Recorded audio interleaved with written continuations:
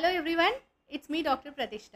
So ఇవాళ DHA in pregnancy గురించి తెలుసుకుందాం. చాలామంది పేషెంట్స్ అడుగుతున్నారండి, డిహెచ్ఏ అనేది బేబీకి మంచిది, ప్రెగ్నెన్సీలో మంచిది అని అడుగుతున్నారు. సో దాని గురించి మనం తెలుసుకుందాం. డిహెచ్ఏ అనేది స్పెషల్గా ప్రెగ్నెన్సీలో తీసుకోవాల్సిన అవసరం ఉందా లేదా? సో డిహెచ్ఏ అంటే ఏంటి?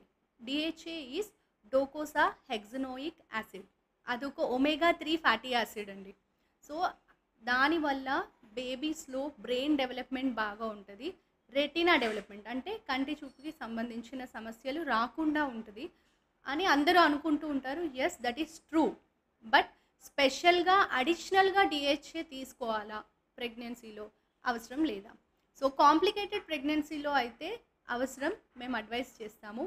హెల్దీగా ఉన్న మదర్స్లో, హెల్దీ ప్రెగ్నెన్సీస్లో స్పెషల్గా సప్లిమెంటేషన్ అనేది అవసరం లేదు.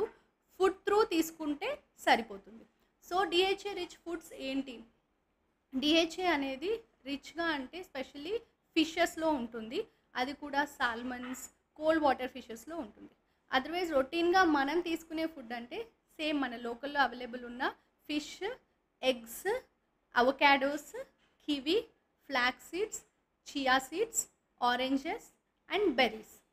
సో వీటిల్లో ఉన్న డిహెచ్ఏ మనం డైలీ డైట్లో ఇన్కార్పొరేట్ చేసుకొని తీసుకుంటే హెల్దీ మదర్స్లో సరిపోతుంది. ఈ డిహెచ్ఏ వల్ల బేబీ హెల్దీ కానీ బ్రెయిన్ డెవలప్మెంట్, ఐ డెవలప్మెంట్ బాగుంటుంది. సో స్పెషల్గా సప్లిమెంటేషన్ అనేది హెల్దీ మదర్స్లో అవసరం లేదు. కాంప్లికేటెడ్ ప్రెగ్నెన్సీస్లో మాత్రం అవసరం. సో ఇంకా ఏమైనా డిహెచ్ఏ గురించి క్వైరీస్ ఉంటే you can comment or you can consult your obstetrician. So be healthy and keep following.